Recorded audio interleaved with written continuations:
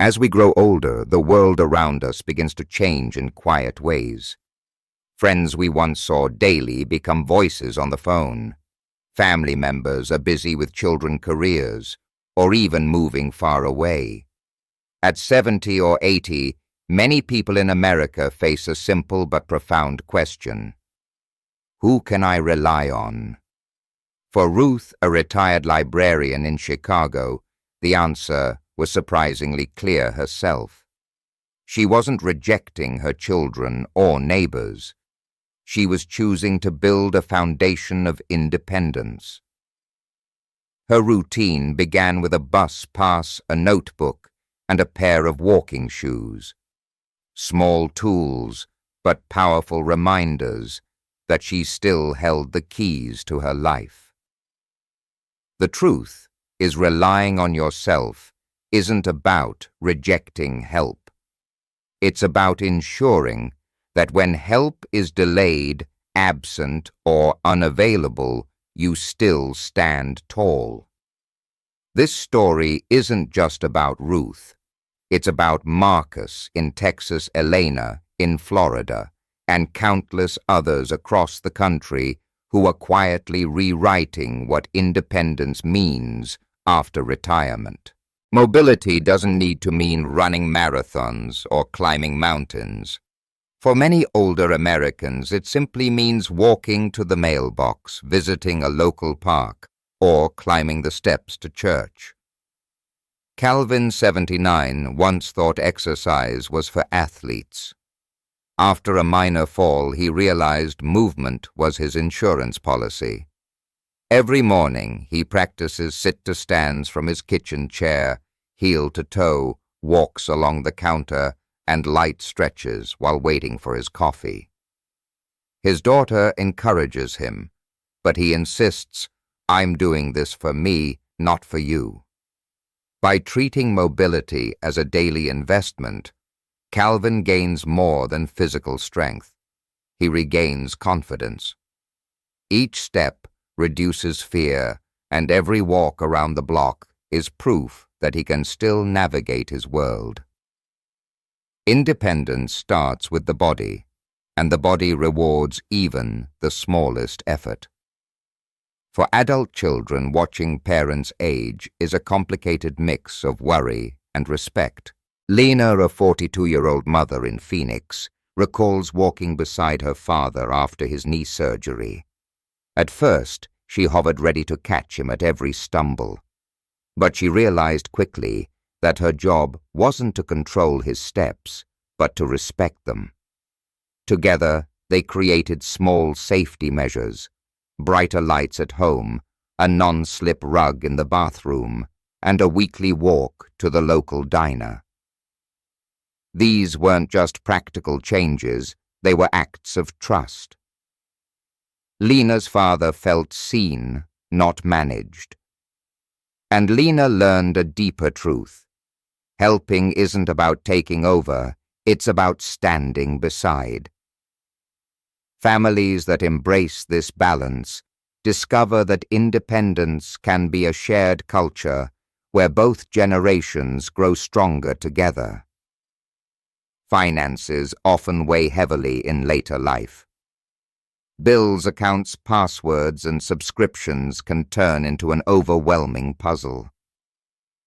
Marge, 76, sat at her kitchen table one day and realized she had no desire for complexity anymore. She closed unnecessary accounts, cancelled a magazine she hadn't opened in years, and created one binder with everything she or her niece might need in an emergency. A single checking account, one credit card, and a small jar of cash became her system. She called it calm money. This wasn't about having less, but about removing noise. In her words, I wanted to feel in control again, not buried under envelopes. By cutting clutter, she found clarity. And clarity gave her peace.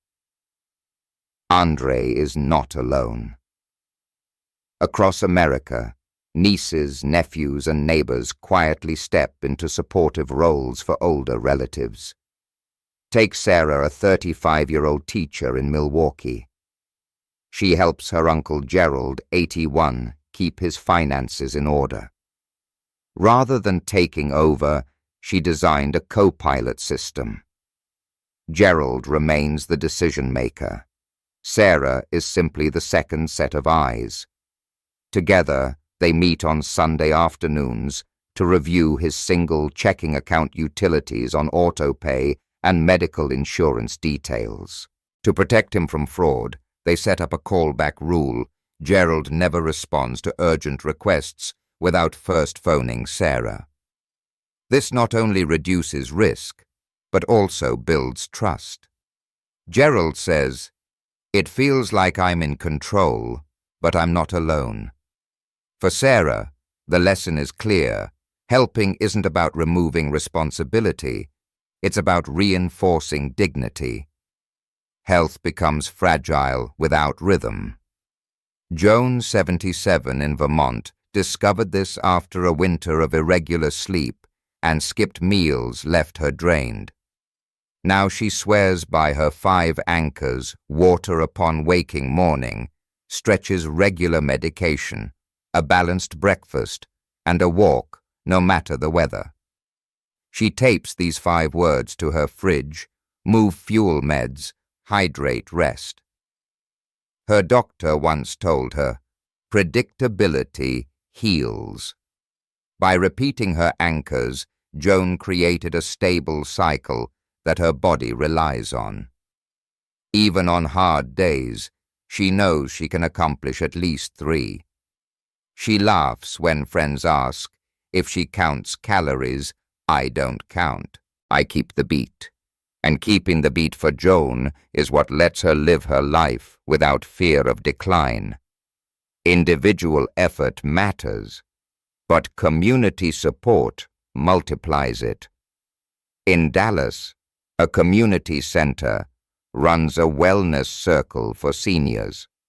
Each member shares their version of a Plan A, B, and C daily health routines tailored for good average and difficult days.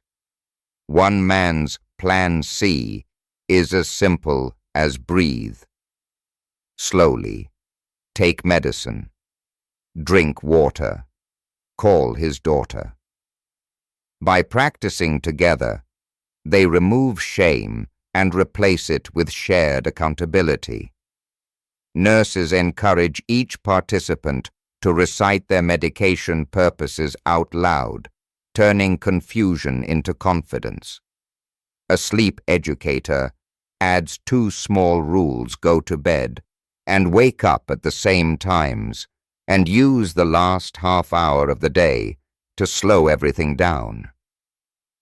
Group members describe their routines not as chores, but as lifelines. The circle proves one thing: independence doesn't have to be lonely, it can be collective. Grief, loneliness, and uncertainty often strike hardest in the quiet hours. In Oregon, Thomas, 80, found nights unbearable after his wife passed. Instead of ignoring the pain, he began writing her letters, 1 each week, placing them in a wooden box by his bed. It makes the silence less heavy, he says. His granddaughter encouraged him to pair this ritual with gratitude journaling. Now each night Thomas writes 1 memory of his wife and 1 thing he's thankful for today. His emotional landscape shifted from despair to bittersweet resilience. Across the country, others build comfort kits, playlists, scarves, books, or even recipes that remind them of life's richness. Emotional resilience isn't about pretending pain is gone. It's about carrying it in a way that allows joy to return.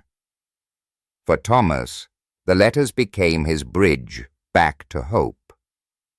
Rules give structure when the world feels unstable. Gloria, 84, in North Carolina, created her golden 3 be kind in words, be fair in money, and be steady in habits. She recites these daily like a prayer. Her grandson once asked why she repeats them aloud. She replied, "Because every day the world will test me. If I don't remind myself, I might forget who I am." Her code guides decisions large and small, from refusing to argue during family disputes to insisting on paying her share at dinner with friends. The clarity of her code keeps her consistent. For neighbors, her presence brings comfort. They know exactly what to expect from her. A personal code, simple as it may be, becomes a compass for aging with honor. Independence is built through practice, not promises. To make this real here is a 7-day plan anyone can begin. Day 1. Remove 1 hazard from your home and complete 6 chair stands. Day 2. List every subscription and cancel 1 unnecessary expense. Day 3. Create a morning rhythm. Stretch, drink water, eat something balanced, and follow it once. Day 4. Write a short letter to yourself titled, "Proof I Am Resilient." Day 5. Choose 3 values and link each to a single action you will take. Day 6. Test your rainy day routine on purpose to make sure it works. Day 7. Share your progress with a friend or family member and celebrate the effort. By the end of the week, no one becomes perfect, but everyone becomes stronger. The message is universal. Dignity and independence are not lost with age. They are strengthened through habits. Each step, no matter how small, is proof that life can still be shaped by your own hands.